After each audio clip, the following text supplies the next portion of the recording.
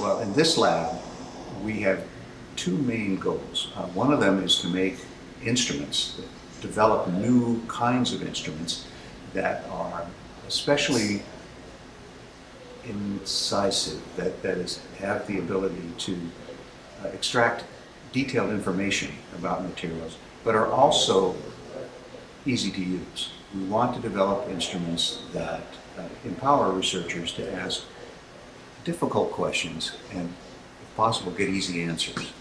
So that's part of what we do. The other thing that we do is we try and add value to the measurement by developing strategies to interpret the information. A main goal of what we do is to try and look for correlations. In scientific terms, you call this covariance. We're trying to find the relationship of one body of knowledge to another body of knowledge. And so what we measure in the laboratory here with instruments has to do with chemical structure and the response of the material to light. The information we have about that material could be anything.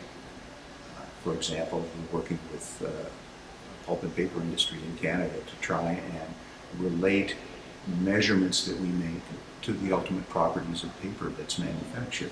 But we can ask any question. We can look for any kind of covariance. And really, in this project, we're trying to find out ways of classifying materials that relate to their significance to a broad group of stakeholders.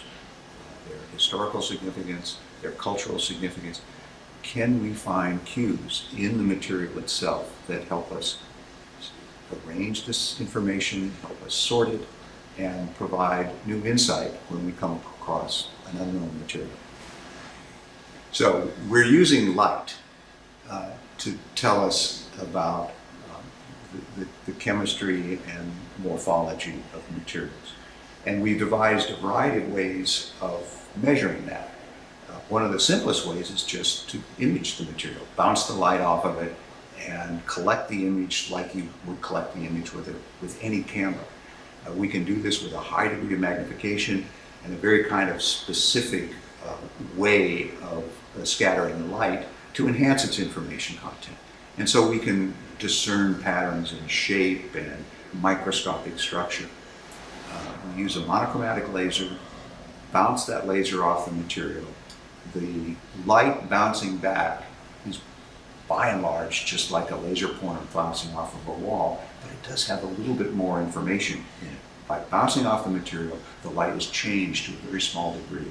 And we capture that change, and that encodes for the kinds of motions that are going on in the material. The material responds, well, the material is just moving, and the light bouncing off of it gets modulated by this motion, and we can capture that modulation.